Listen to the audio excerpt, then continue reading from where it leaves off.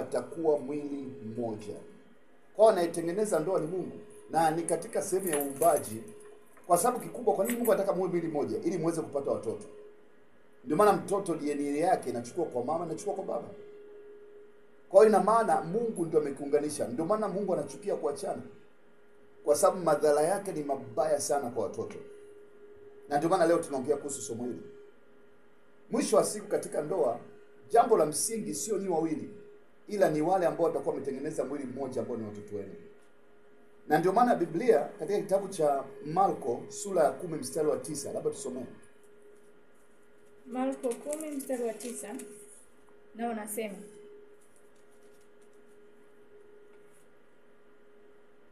anasema kwamba basi alichokiunganisha Mungu mwanadamu asikitenganishe. Ndio maana tunasema katika Ukristo, ukiniambia leo nitenganisha au nivunje ndoa, siwezi kukuelewa. Kwa sababu hakuna mimi ni nani kama Mungu ameshaunganisha watu wao. Ndio maana tunaonya vijana kabla ya kuoa, tafakari. Ndoa ya Ukristo sio kama ndoa ya dunia. Ndoa ya dunia kuna ndoa temporary. Kuna ndoa za siku mbili, unaweka mkataba. Kuna ndoa za miaka mitatu, unaweka mkataba. Hizo ni dunia. Lakini kama umeamua kuoa katika Ukristo ukimtegemea Mungu aweze kufanya ndoa yako ikaweze kusimama, naomba nikwambie taratibu, kanuni na masharti zinazingatiwa. Ni muhimu sana kujua kwamba hakuna anaweza kuvunja ndoa ya Kristo. Hata Mungu mwenyewe anasema amekiunganisha, hakuna mwanadamu anaweza kuvunja. Ila napenda niweke sawa hapa kwa sababu nimeulizwa maswali mengi kuhusu eneo hili sana. Kuna ndoa ambazo zinakuwa zimelazimishwa. Hajaunganisha Mungu, ameunganisha mwanadamu. Hiyo sasa ni kitu kingine, tutakiongea siku nyingine. Naomba niache na tunafanyaje? Yesu asifiwe. Kuna ndoa ambazo hazikupaswa kuwepo, kwa sababu ni mpango wa kibinadamu uliingilia pale. Tatizo linakuja unapokuwa na watoto. Hao ni masuala mapana ya kiimani, naomba nisiseme, lakini naomba leo tuishie kwamba utambue kwamba alichokiunganisha Mungu basi mwanadamu asikitenganishe. Na ukisoma Mathayo 19:6 bado Bwana Yesu amesisitiza. Hii inaongea habari za Bwana Yesu, sio mimi wala sio Agano la Kale. Amina. Inasemaje? Inasema kwamba kwa hiyo wao si wawili tena. Kwa hiyo wale mtu mume na mke si wawili tena, bali ni mwili mmoja. Basi alichokiunganisha Mungu kuwa mwili mmoja, mwanadamu asikitenganishe. Kwa hakuna hiyo process unasema mahakama ya kuvunja ndoa na kadhalika, sio ya Mungu. Hiyo ni process yako wewe. Sasa hilo tutaliongea wakati mwingine, nisikupeleke mbali sana. Bwana Yesu asifiwe. Cha msingi utambue kwamba hakuna ndoa ya muda kwa Ukristo, wala hakuna kitu kinaitwa talaka kwenye Ukristo. Hilo lazima ulijue sana. Sasa niende kwenye somo la msingi.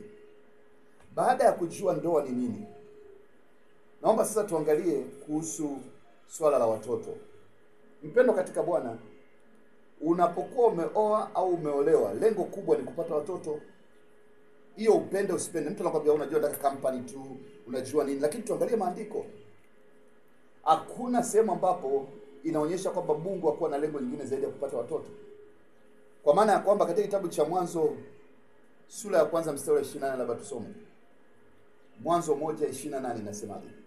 Mwanzo 1:28. Ndio. Na inasema, Mungu akawabarikia. Mungu akawaambia, zaeni mkaongezeke.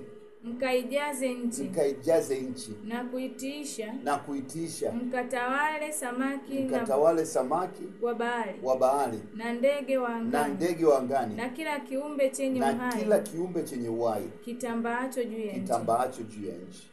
Kwa hiyo ina maana Mungu ndiye aliumba ndoa. Na katika ndoa Mungu mategemeo yake ni kwamba mzae muongezeke. Leo tuna watu zaidi ya bilioni 8.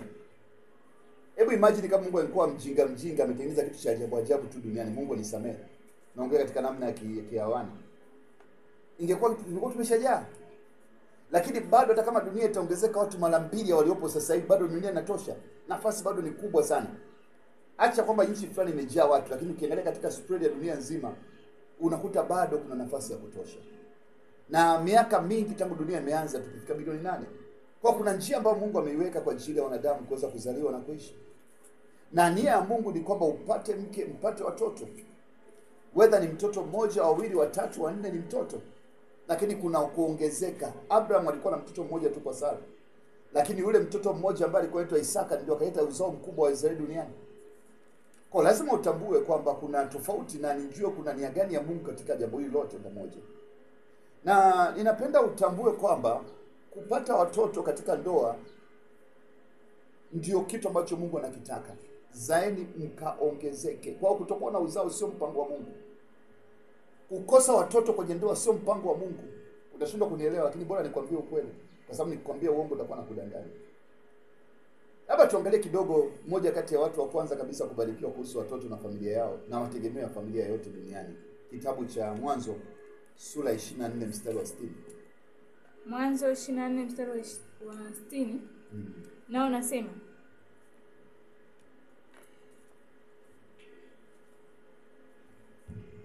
kwamba wakawabarikia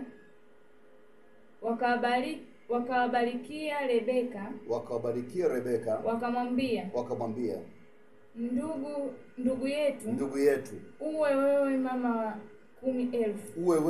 wa 10,000. Naambia kitu kikubwa sana. Mara tu uwe wewe mara 1000 nyingi na wazao wako wa urithi. Mara 1000 nyingi na wazao wako urithi. Mlango wa hao hapa wa wakambarikia Rebeka wakamwambia ndugu yetu uwe wewe mama wa 10,000 mara 1000 nyingi na wazao wako waurithi mlango wa hao wawachukiao. Au wamiliki mlango wanaochukia. Ndiyo. Kwa hiyo ndio baraka ya Mungu. Na hata ndugu walipokuwa namtoa mtoto kwenda kuolewa au binti, walisema kwamba anatakiwa ubarikiwe upate watoto. Sasa tuangalie mstari ambao kidogo anasema ndio katakiwi.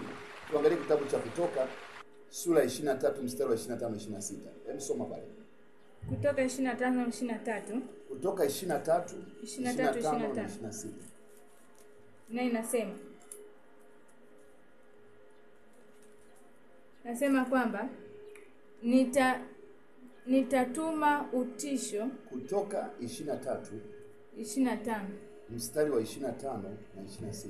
Nanyi mtamtumikia Bwana Mungu wenu, naye atawabarikia chakula chako na maji yako. Nami nitakuondolea ugonjwa kati yako. Hapata kuwa na mwenye kuharibu mimba wala aliyetasa katika nchi. Na hesabu ya siku zako nitaitimiliza. Kwa kuna mambo mawili. Kwanza, hakutakuwa ambaye anakuwa tasa, wala hakuna ambaye atakuwa kuharibu mimba. Yote anataka kuolewa au kuoa atatokea. Na naomba nikwambie, katika Biblia hakuna mwanamke au mwanaume aliyekuwa anataka kupata mtoto akakosa kwenye Biblia. Yoyote ambaye aliomba, Mungu alimpa neema, milango ilifunguka. Kwa urithi wa kupata watoto sio swala la kukisia, sio majaliwa, ni swala la kujua kama ni ahadi ya Mungu, ila inabidi kuitafuta kwa bidii. Kwa mfano, ukiangalia wakati wa Isaka, kitabu cha Mwanzo sura 25 mstari wa 21, tunaona kuna kipindi mke wa Isaka ambaye alikuwa anaitwa Rebeka alikuwa amepata shida ya kutopata watoto, alikuwa tasa. Kama ambavyo mke wa Abraham baba yake Isaka alikuwa tasa. Sasa ukiona kuna utasa kwa mke wako katika ndoa, sio kuanza kupangua kuhangaika. Naomba nikwambie, anayefungua tumbo ni Mungu. Utaenda hospitali sawa, sina tatizo na kwenda hospitali, lakini naomba nikwambie mengine sio ya hospitali, yanahitaji msaada wa Mungu. Na inabidi wawili mkubaliane pamoja. Angalia Isaka alipokuwa gentleman alichokifanya. Natamani mwanaume yoyote ndio anatakiwa kiwaze kama Isaka alipowaza. Tuangalie kitabu cha Mwanzo 25:21. Mwanzo anasemaje?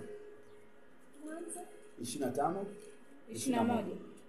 Anasema Isaka akamwomba Bwana kwa ajili ya mke wake. Isaka akamwomba Bwana kwa ajili ya mke wake. Maana alikuwa tasa. Naye Bwana akamuitikia. Na Rebeka mkewe akachukua mimba. Niendelee. Kwa hiyo ina maana kwamba baada ya kuona kwamba amekaa mwaka wa kwanza hakuna mtoto, mwaka wa pili hakuna mtoto, mwaka wa tatu hakuna mtoto, ikabidi wachukue hatua ya kumlilia Bwana. Na uzuri wa Mungu wetu, yeye ajibuye kwa moto anajibu hapo hapo, wala usio na wasiwasi. Ila ukimlilia kwa mapenzi mema na ukamlilia ukiona makusudi yaliyo mazuri, Mungu anasikia na anajibu maombi kwa moto. Na ndipo Mungu alipomjibu Isaka na akampatia mtoto kupitia kwa mke wake ambaye alikuwa anaitwa Rebeka. Kwa hiyo ninatamani utambue kwamba hata kama itatokea kwamba watu wawili mmekaa pamoja na imetokea kwamba kumekuwa na changamoto ya kuweza kupata watoto, unapaswa kuingia katika maombi ya kumtafuta Bwana. Nao wakamlilia Mungu wa Ibrahimu, Mungu wa Isaka, Mungu wa Yakobo, utusaidie. Naye Bwana akawapa haja za mioyo yao. Ninatamani utambue hilo kwamba hakuna ndoa inaruhusiwa kuendelea mbele bila kuwa na watoto, kama ambavyo inathibitishwa katika kitabu cha Kumbukumbu ya Torati sura ya 7 mstari wa 14. Hebu tusome. Kumbukumbu la Torati sura ya 7 mstari wa 14. ndio inasema,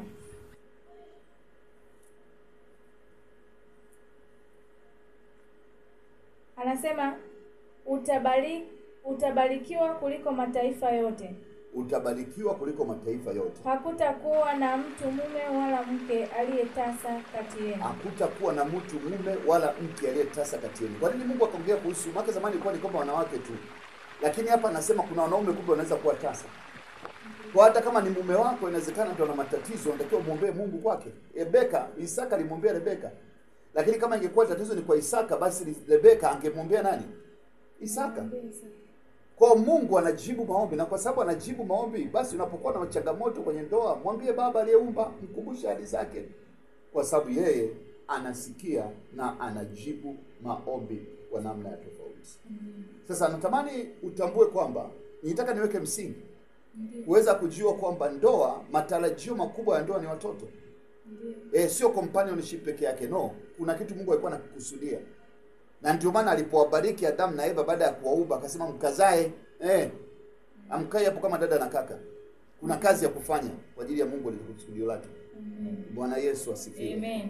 Sasa baada ya kujua hayo, ninaomba sasa niingie kwenye sehemu ya kati kabisa ya somo, lakini kabla hapo napenda nitoe mstari ambao unatoa moyo sana kuhusu mambo ya watoto na familia au ndoa na watoto. Kitabu cha Zaburi 128 mstari wa 3. Zaburi ya 128 mstari wa 3. naye inasema, mkeo atakuwa kama mzabibu uzaao. Mkeo atakuwa kama mzabibu uzaao Vyumbani mwa nyumba yako. Nyumbani mwa nyumba yako. Wanao kama miche ya mizeituni. Wanao kama miche ya mizeituni. Wakizunguka meza yako. Wakizunguka meza yako. Natamani nione watoto na wanao wakizunguka meza yako. Hii mambo ya uzungu sana pia unatakiwa upunguze. Uwe na wastani. Upate watoto Mungu akubaya. Uzunguke meza. Inatia moyo, na mke wako anakuwa kama mzeituni na watoto kama miche. Na inabariki maisha ya mtu katika dunia hii. Na hiyo ndio kusudi kubwa la Mungu. Bwana Yesu asifiwe. Amina. Wengine wanasema ninaoa kwa ajili ya sex. Hapana, ungepata sex bila kuoa. Lakini unatamani uoe au olewe kwa sababu unataka kujenga familia, watoto ambao Mungu amekupa. Kwa chanzo kikubwa na msingi mkubwa wa ndoa mojawapo ni kuwa na watoto ambao wametoka kwa Mungu. Sasa swali, unawezaje kuinua watoto wanaomcha Mungu katika familia? Hiyo ndio somo kubwa leo. Kwa sababu sio swala la kuinua watoto kuzaa kama kompyuta tu. Kuna swala la kuweza kuwaleka katika malezi ambayo atawafanya waweze kuinuka na kuweza kuwa watu ambao wataleta msingi mkubwa wa maisha ya familia. La kwanza ni lazima, kabla mjafika katika hatua yoyote ya kuweza kupata watoto na kadhalika, katika msimamo wenu mtengeneze kitu tunakiita tunu za familia. Tunu za familia kulingana na Biblia. Tunu maana yake ni core values au values ambazo familia imeamua kuzifuata kwa gharama yoyote. Ndiyo.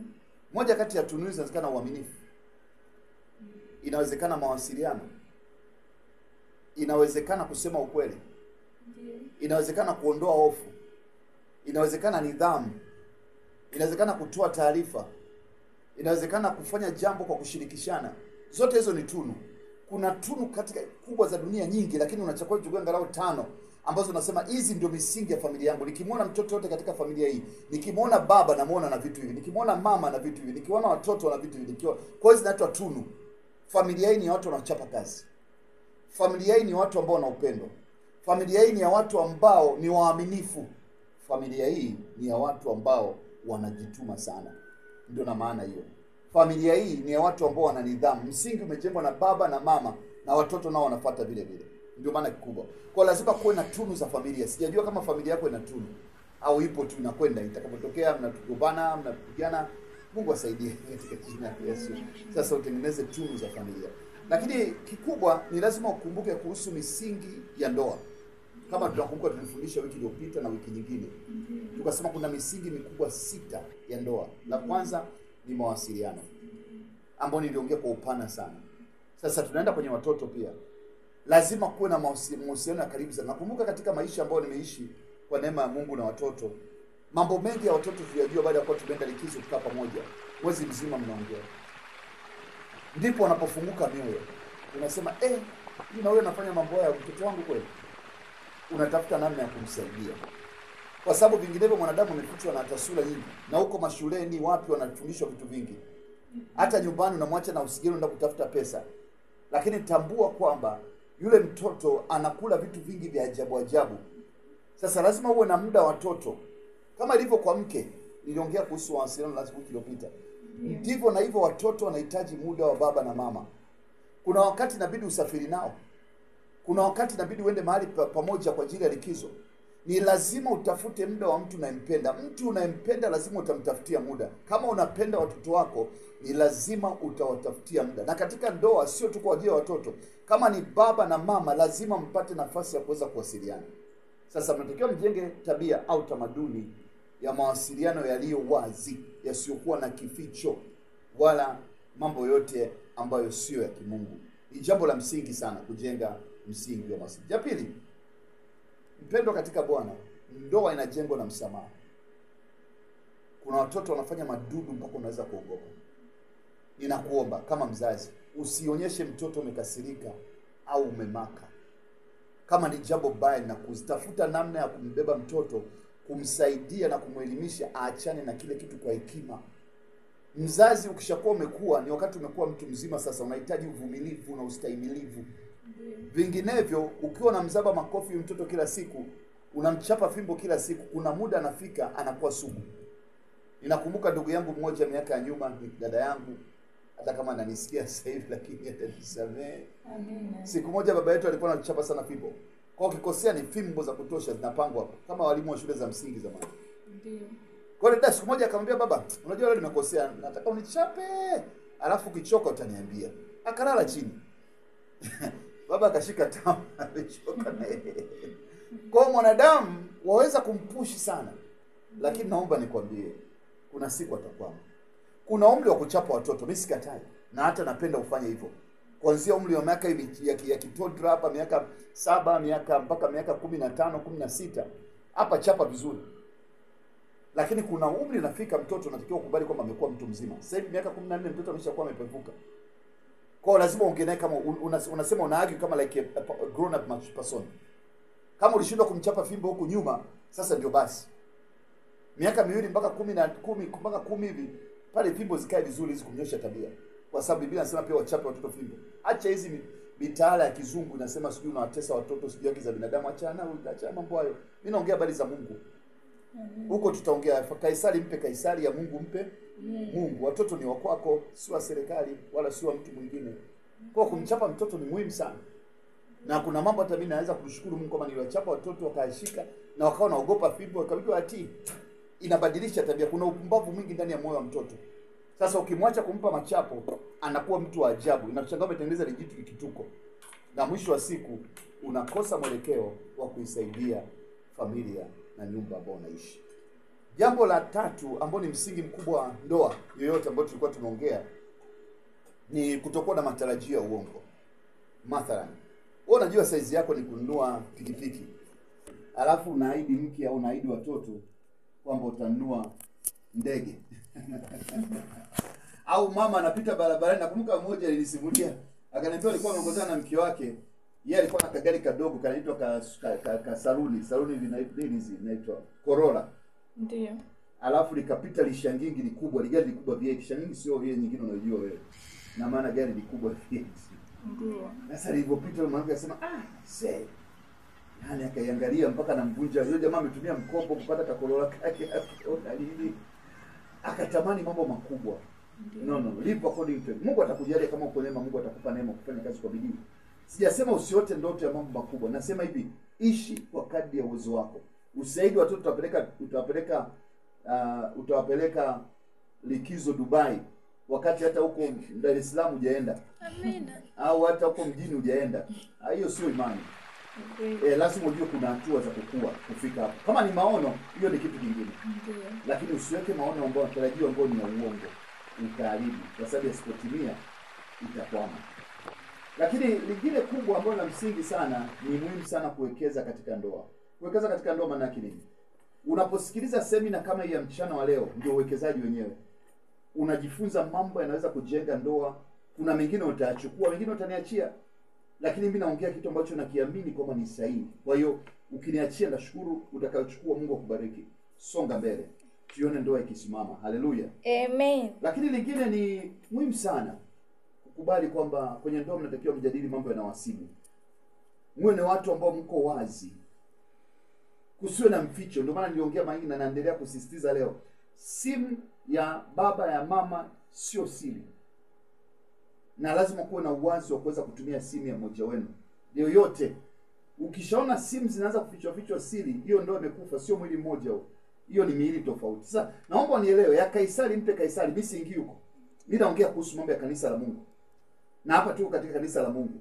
Kwa ni muhimu sana ukajua kuna namna ya kuishi Kikristo. Kama umeamua kwenda katika Ukristo, basi hayo ni ya msingi. Sasa hiyo ni misingi ya ndoa ambayo napenda kuikumbusha mara kwa mara na tutaendelea kuiongelea. Sasa kwenye ndoa tunafanyaje? Kuhusu watoto. Ili tuweze kuinua watoto wenye kichwa cha Mungu na wanaomtii Mungu. La kwanza, ni lazima uwafundishe na kuwa mfano. Usije ukawafundisha watoto kuacha pombe, wewe unakunywa pombe. Usije ukawafundisha watoto kuacha uzinzi, wewe unafanya umalaya. Usije ukawafundisha watoto kusema ukweli, akati wewe unaongea uongo. Usije ukawafundisha watoto kuwa na adabu, wakati wewe una adabu kwa mume wako au kwa mke wako. Kwa ni lazima unapofundisha jambo kwa watoto, hakikisha na wewe unaliishi. Hiyo ndio kitu cha msingi. Watoto wanakuangalia zaidi unavyoishi kuliko unavyoambia. Na kunakuwa na tofauti kubwa sana kati ya hao wawili. Lakini la pili, ni lazima muwe na muda wa maombi. Wafundishe watoto kuomba. Wafundishe kuomba wakati wa shida, wakati wa raha. Na muwe na shuhuda za kutoa baada ya kuomba maombi ya kitu fulani Mungu ametenda, basi muwe na namna ya kuweza kushuhudiana. Kwa wafundishe watoto kujifunza kuwa na moyo na moto wa maombi. Wanapokuwa katika mambo mbalimbali, kwenye shida, kwenye raha, wajenge mahusiano ya kuwa karibu na Mungu katika maisha yao. Jambo la tatu, wafundishe watoto nidhamu. Nidhamu ni nini? Ni uwezo wa kufanya kile ulichokipanga bila kutoka nje. Mathalan, unaweza kuwa unasoma, nataka first class, unafanya kila kinachowezekana kupanga muda, ratiba ya kusoma kwa bidii ili ufikie pale. Ugeuki nyuma, uchanganui, ugeuki. Discipline. Ratiba ya kufanya jambo fulani bila kuzuiwa na kitu chochote. Siku hizi kuna mitandao mingi ya kijamii. Kwa uwe makini watoto, muda gani wanaangalia mitandao, muda gani wanasoma.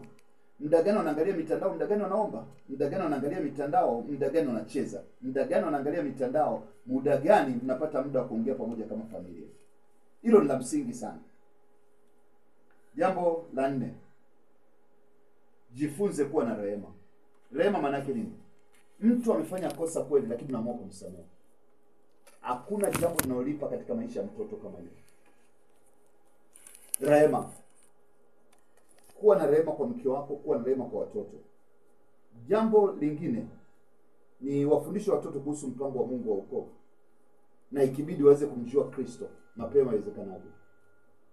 Jambo la 5, hakikisha unawaelimisha watoto kuhusu upendo wa Mungu.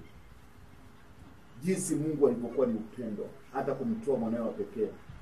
Jinsi Mungu alivyotupa zawadi ya maisha ambayo ina kila kitu, uamuzi ni wewe tu kuitumia. jinsi Mungu anafanya ulinzi juu ya maisha yetu kinyume cha shetani. Waelimishe watoto. Na mwisho, wafundishe kuwa na ushirikiano. Wasiishi kama visiwa. Waishi kama watu ambao wana mahusiano na watu wengine na maisha yao. Mpendwa katika Bwana, hiyo ni sehemu ya kwanza ya ndoa na kijana.